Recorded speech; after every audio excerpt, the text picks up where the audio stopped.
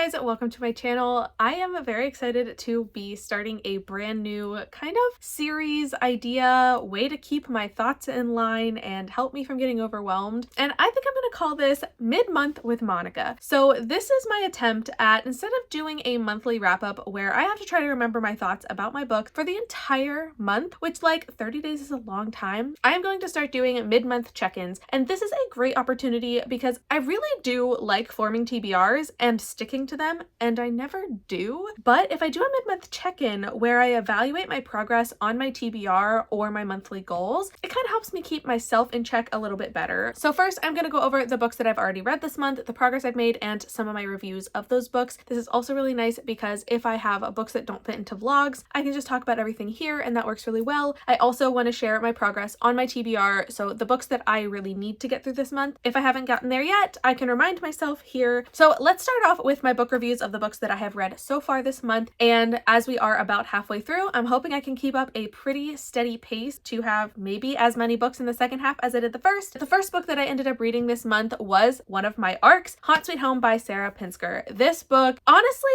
my expectation was a little bit off from what the book ended up being, but I didn't hate it. I ended up having a really good time and giving this book 4 stars. So this book is kind of marketed to be like a supernatural horror. This book is about a young woman who starts a new job with her cousin. She basically is a night shift production assistant for a TV show that takes old houses or houses that people think might be haunted, and it helps to flip them. Like, it's a renovation show, but they also dive into some of the history of the house and see if it has any hauntings going on. And her job on the night shift is to make sure that the hauntings really do happen, and by that I mean she is responsible for faking the hauntings on this show. And first of all, I love ghost haunting shows. I love ghosts and all of that supernatural stuff in general, but like the idea of following the story of a production assistant, this whole thing was selling me from the beginning, so I was very excited. I do think that there were some pretty slow moments of this, but there were also moments where the action really picks up whenever she is actively portraying the fake hauntings. It was so fun. It was very interesting. Those slow moments did kind of have it dragging a little bit, but this book was super short. It was less than 200 pages. It took me absolutely no time at all to get through. I think one of the special elements of this book that makes it a little bit more unique, it does kind of alternate between typically styled chapters, and it does give you some transcript from an episode of the show, and you see that episode branch throughout the entire book, which I think is really cool. You get to kind of see the progress that they make as they go, and this is just kind of a unique kind of setup for the writing itself. I think that the main character goes through a lot of self-discovery that's really fun to kind of go through. She has a really terrible family dynamic, and you learn that very early on, and you see how that impacts her life and the way she thinks and the way she carries herself throughout her job. And it's just a really fun kind of exploration into this like fake haunting, and the morally gray element here is so interesting to follow because you're rooting for them, but also like, you know that they're faking it, you know that they are trying to like fool everybody, and yet you're still rooting for them the whole way. Next up, the second book that I read for September so far is Not Another Love Song by Julie Soto. Now this one I did have an ARC for because it was Read Now on NetGalley. I did not read it on my Kindle because I accidentally didn't end up reading this until after the book came out, and I already had bought myself a paperback copy. So I read this copy and had the audiobook as well. And this one is a romance between rival musicians in an orchestra. She is a violin player, he is a cellist, but they both have interests within each other's realm and sphere, and there's a competition element going on where they are both competing kind of for the same level of expertise, the same high level of performance, but they also have such a deep appreciation for each other's skill. It's so cool. As a self-prescribed band nerd when I was in high school, I grew up playing instruments. I absolutely loved being in band. We did not have orchestra, so I never got to actually play string instruments, but I've always loved the sound and the idea of it, and so reading about it, so good. The cello scene, they make some beautiful music, these two. They do. They really do. I think that there was a lot of lust going on. It was a lot of physical attraction and not so much in the emotional attraction here. The chemistry is a little bit lacking if you're not solely focused on their physical attraction to each other, but like also I kind of think that was the vibe here, and it was working. There is a lot that goes on behind the scenes, a lot of drama between each of them in their like personal lives and what's going on, and it all kind of transpires into a big blow up kind of towards the end. There's a lot of drama, really. There is a lot. But one of the things that I think was super fun about this one is, one, it is kind of enemies to lovers. They are rival musicians, but they are forced to be in the same orchestra, so they have to sit across from each other. They have to stare at each other literally all day during rehearsal, and that is setting things up to be interesting. And he falls first, and he falls so hard. He is down so bad for her. She's a little bit put off by him. I was put off by him at first too. I really was, but he grew on me when you start to actually see more of his personality. At first he's very I don't want to say aggressive, but the way he talks is it's not super nice, and so I did not love him. I was not a fan of him until we got into the story a bit more and you start to understand him a little bit more, and then okay, I appreciate him towards the end. But yes, this book is, he falls first and he falls hardest, and it is magnificent when you see their romance like actually taking off. And ultimately I ended up really liking this one. I did give it 5 stars. The feelings that I felt while reading this, one, the music was a huge element that obviously elevated my opinion of it right from the beginning, but the rest of the story really did follow suit in helping to keep the excitement up, and I ended up really, really loving this. So 5-star read. Loved to see that so early on in the month. And then the next book that I ended up reading was a 5-star prediction for me, because this is book 2 in a series and I gave book 1 5 stars. I'm talking about Apprentice to the Villain by Hannah Nicole Mayer. This is a romantasy. I call it more of a cozy romantasy because it really isn't a lot of like super high energy, high stakes kind of stuff. And this book is so unspicy. I kind of love it. It's like a breath of fresh air.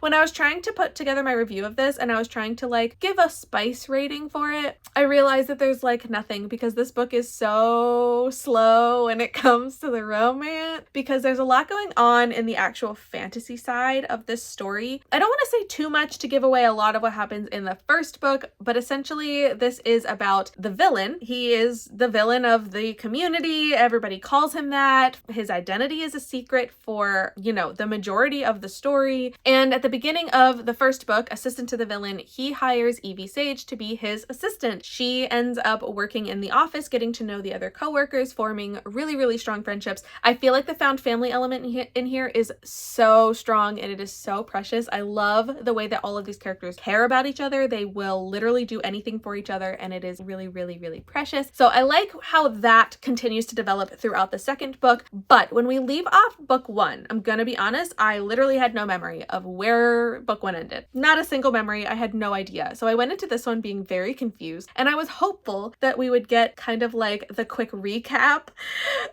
We did not, and I spent the solid like 20 pages at the beginning figuring out where we were in the story, what had just happened. Could I have picked up book 1 and flipped through to find the ending? Yes, but I didn't. It's fine. I know what happened now. It all came back to me eventually. But basically, this story is diving deeper into the lore of the world building and a kind of rivalry between the villain and the king. And there's just a lot going on there. But the whole time, Evie and the villain are obsessed with each other. Like, truly obsessed, in love. Heart eyes, you know, they will kill for each other. And Evie is like the sunshine assistant who like doesn't want to cause harm. She doesn't want to hurt people. She would absolutely hurt people for the villain. That is exactly what the vibe is here, but they spend the entire book pining for each other and refusing to acknowledge or admit to their feelings. Or even when they finally do acknowledge the feelings, nothing happens. Nothing comes from it. They kiss like a couple times, I think, but like really nothing is happening romantically in here because it's such a focus on the fantasy, which I like because the romance is there. It's just not like physical. It's not physical intimacy yet. It makes me really intrigued to see how book 3 is gonna go. And this book just came out at the beginning of August, so we've got quite a while to wait for the next book and I don't know what to think about it. But a really strong element in here is, you know, book 1, you see the villain being a very like tough, aggressive, scary kind of guy. He does have a soft side for Evie all along, but in this one you get to see his soft side come out a lot more. He has a tea party. And honestly, it's a vibe. It's a soft, cozy type of romantasy vibe, and that's all I gotta say about it. I did give this one 4 stars instead of 5 like I did the first one, just because I do feel like I would like some progress on the romance end. I just want something to happen. It just feels like they didn't make any progress on that particular point, but everything else about it was a lot of fun and I had a really good time with it. The next book I want to talk about is going to be very, very brief. I have literally nothing to say about The Dragonbone Chair by Tad Williams. I DNF'd this 15% in. I have no regrets for that. I got an invite to do the Broken Binding fantasy subscription, which is like a series that they do, and the next series in line was The Dragonbone Chair, and I decided to get the ebook and the audiobook to try reading it before I needed to make my decision on if I wanted to join Broken Binding for this special edition set. It's a lot of money, so I wanted to make sure I liked the book. I got 15% in. I was reading this with a couple other people, Mel and Rachel, and yeah, I don't think it worked for any of us. So I decided to skip entering Broken Binding yet, and I'll hopefully join in with the next series that they announce in a couple of months. But this one is a super detailed world building epic high fantasy, and I couldn't really even tell you the plot in the 15% that I read. I really don't know what was going on. It's about a young boy who I think is going to end up going on some sort of journey for the king. I think that's where it was headed, but honestly, I didn't even get that far. Literally, the first 15% was so much world building and so much slow moving dialogue between characters, and I was not having a good time with it. I did not feel like I needed to keep going because this book is almost 700 pages long, and that is way too long to continue when I don't care. So I DNF'd this one very, very early on. Disappointing, but also I was happy to move on to something else that would hopefully work a little bit better for me. And I did return back to my Kindle again after this, and I ended up reading another one of my NetGalley arcs. Next up is William by Mason Coyle. This one, I am so proud of myself because I read it before the release date. This doesn't happen very often because I get so far behind in my reading, and my Libby audio holds tend to dictate the order of which I have to read a lot of things. So the fact that I was able to get to this and read it before the official release on September 10th made me very, very happy. So this book, also very short, that helps. It was 224 pages and it moved along pretty quickly for me. This is like a sci-fi horror thriller kind of vibe. It's about an AI house and a guy who has an AI like robot that he's building, and things start to go wrong. His wife is pregnant, and so there's a lot of concern over her safety, and she's trying to make sure she's safe. He wants her to be safe, but he also wants to respect the creation that he has, and is a lot, okay? It's a smart house with like voice activated doorways and lights and everything like that. And you know, this book just really touches on the dangers of AI. It really touches on some of the really crazy things that it can do, but how it can all really go wrong. And then by the end, there is a twist that even twisted my brain. I didn't see it coming. I didn't know what was about to happen. And I feel like this book just kept the energy up really high. This book ended up getting 4 stars for me because I ended up liking it a lot. I feel like pacing was good. I feel like the excitement was good. The AI stuff was really interesting to read. And some of the scenes were truly horrific. They were actually like jaw-droppingly like, I didn't expect that to happen. The problem and the reason this didn't get 5 stars for me, the characters lacked a lot of depth. I found myself not really caring about them other than the wife being pregnant and caring about the safety there, kind of. There was an underlying story that I did not connect with at all. I didn't care about the characters or their fate really, which is kind of sad whenever they're all in danger, and I just didn't care. Some of the side characters that were introduced, like the friends that were also caught up in this house shutting down and getting stuck inside, I just didn't care about them at all. And that's not how a book is supposed to be. So that's kind of the thing that really took me back. But ultimately, for such a short book and a deep dive into the AI world, I think this one was really well done, and the writing was really, really good. But now we are moving on to yet another NetGalley arc. Can you tell I'm excited at the fact that I managed to get through so many arcs so early on in the month? I mean, seriously, already, this is the 4th arc that I was able to turn around this month, which means my NetGalley ratio skyrocketed this month already, and I still have like 3 or 4 that I need to get to.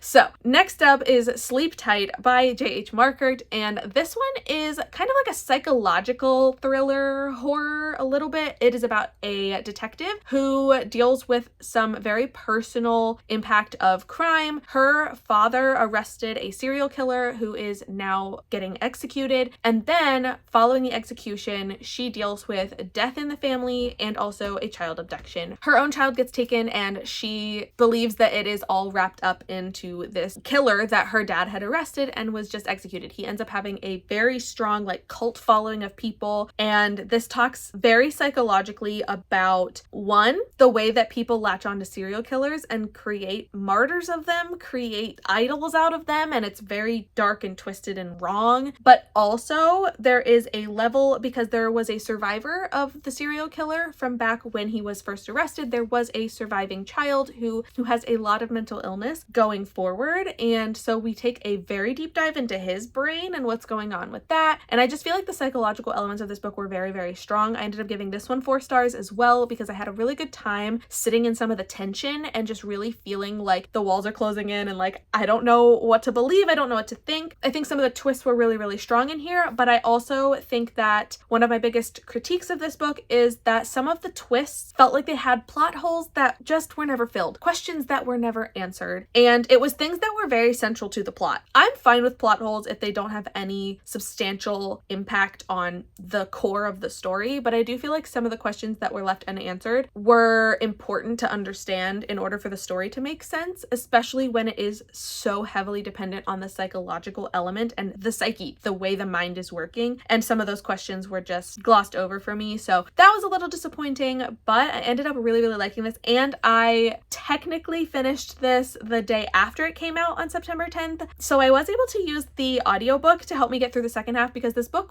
really felt slow. I can't explain how, but for some reason this book felt like it took a long time to get through. Even though it was only just over 300 pages, somehow the first half felt very, very slow to me. Once I got the audiobook, the audio was done really well, and it really helped carry the story through and got me through it a lot quicker, and ended up really having a good time with it. And now we come to the final book that I have read so far this month, and I hate to leave it on such a negative note, but I read Cross the Line by Simone Soltani. This is a romance about F1 drivers and a social media manager who is tasked with redeeming his reputation. This is the Afterlight special edition. Super, super pretty, and I hate to say that I'm going to be getting rid of this if somebody would please buy it off of my Pango, because I didn't like it. I am so sad that I didn't like it, but like there was a lot that I didn't like. I ended up giving this 2 stars. I debated between 2 and 2.5, and the more I wrote my review out, the more I realized it was a solid 2-star. So let me go into a couple of details without spoiling too much. One, this story lacked chemistry. They have a history because the main character, Willow, her brother's best friend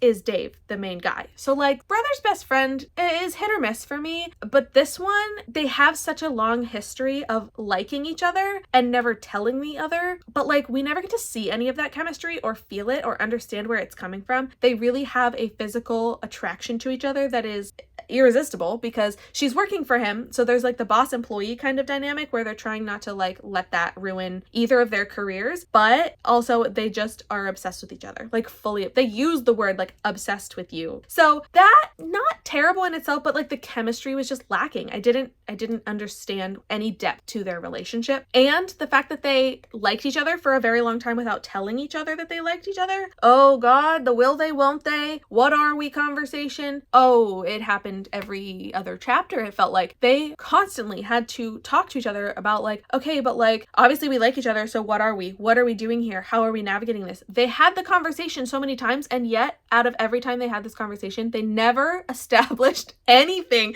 They never established a path forward. They never figured out what they wanted to do. It was a mess. Okay, it was a mess, and I'm sad by that because the best part of this book was the last like 50 to 100 pages, because it is gearing up the like temporary work condition that they have is that she was going to be his social media manager up until his sister's wedding. The wedding was like the best scene of the entire book. It was so much fun. I loved the wedding setting, the vibes. It was vibrant, it was fun, and it was great. And then the epilogue, there was an event that happened in the epilogue that I'm not even kidding you. I was wishing for it to happen for the entire book, and I'm mad that it took until the epilogue to happen because then it became my favorite part of the book, which was the ending. And I didn't like the rest of it, so that was quite a bit of a letdown. But yeah, it's just, I don't know. There's a lot going on in this book. The one thing I can praise it for, the main main character Willow, she has hypermobility, so there's a lot of conversation about her physical abilities and the way that people care for her, the way she cares for herself. And there's a lot of, you know, just acknowledging that that is the thing that she has dealt with her entire life and how that impacts her day to day. And I think that was really interesting. I really liked that kind of representation in here, as well as the cultural representation. I think this book was great for that. That's just the plot and the chemistry and the non-existent. Also, if you're an audiobook person, please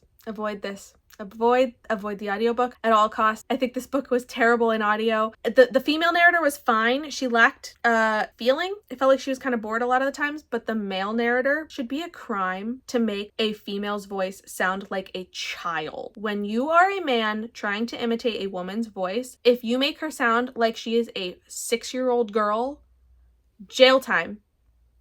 So all I have to say about that, because there's also sex scenes. I do not need to hear a man imitating a woman who sounds like a 6-year-old girl in a spicy scene. I don't need it. I don't want it. No. No thank you. On to the next one. And by next one, I mean my current read. My current read as of right now, when I'm making this video, I am reading The Sky on Fire by Jen Lyons. This is another NetGalley arc that I have had. It came out in, I think, June, and I didn't get to it. However, I am going to be going to an event at the end of this month where Jen Lyons is going to be there, so I need to read this book before that event happens, and that's why it is up next on my list. I don't have the audiobook, but this book is like 400 pages and I'm debating whether or not I'm going to get the audio, so we'll see how that ends up turning out. But for now, I am just reading the ebook and I'm liking it so far. I don't really know a whole lot about what's going on other than there's dragons. It's fantasy, there's dragons, and there is some sort of thing where like the main character, I think everyone thinks she's dead, but obviously she's not. So we're gonna see where the rest of the story goes. I'm like 15% in, so I really haven't made a lot of progress yet, but we'll see where this one goes. And I still have like 3 or 4 more books that I need to read before the end of the month in order to have the books for this festival that I'm going to. I just want to be able to read the books from the authors that are going to be there to know, 1, if I want to purchase their books while I'm there, or 2, just to know what they're talking about when they are having panels and discussing the content of their books, and I don't know what that is. So I definitely have some work cut out for me before that event comes up. As far as what's been going on this month so far, we are halfway through the Phantom Romance Readathon, which is really exciting. The Team Opera Singers, we are doing a fantastic job. I'm so proud of our team for getting all those points in and really pushing it to meet those benchmark goals and just, you know, do the best that we can while having a lot of fun. This is a very intricate readathon with a lot of attacking back and forth between teams, a lot of strategy. Our strategy chat is like going crazy sometimes, but it's a lot of fun. There's obviously been so much detail going into this that it just makes for a really great month. And we are only halfway through, so there is still so much more to come. But I also went to an event last weekend. So the very first weekend of September, I went with Lexi to a drive-in theater and I ended up getting the t-shirt. Big thanks to Lexi, which actually I think I still need to pay her for this. But Lexi was able to run in and get me the t-shirt. So we went to the Mahoning Drive-In and it was a triple feature horror movie night with Grady Hendrix. That's what the t-shirt's from. Grady Hendrix with his face on it in preparation for his next book that's coming out, I think in like January or February, which is Witchcraft for Wayward Girls. This book is going to have pregnancy horror and witchcraft, and I am really, really excited. I haven't read it yet, but I'm very excited for this book because 1, I love Grady Hendrix writing. I love talking to him as a person, getting to meet him, and I was able to get all of my Grady Hendrix books signed. The one that I already had signed was How to Sell a Haunted House, but I was able to get the rest of them signed. I actually purchased Southern Book Club's Guide to Slaying Vampires. I already read this one, I just didn't have it physically, but he had copies there. So of course I paid in cash for this book and he was like, whoa, what is that? Because nobody pays in cash anymore. But I was able to get all my books signed and he is so fun. He's so nice. He personalized each of them and wrote a little message, and he has these really fun stamps that are just really, it just makes it a lot more unique. So like he has the stamp, but then he like draws little pictures. It just makes it a very unique experience to get to meet him. And he loves talking. We were in line for 3 hours. We were in the signing line for 3 hours before we even got to the front to talk to him because he loves talking to people so much. Here's the good thing. It was a drive-in theater and the movies were playing in the background. So like it was fine. It was a fun time. It was kind of cold once it got dark, but also it was just a really fun time. I ended up sleeping through all 3 movies at one point. Not like the entire movie each time, but I definitely took little like cat naps during each of the movies.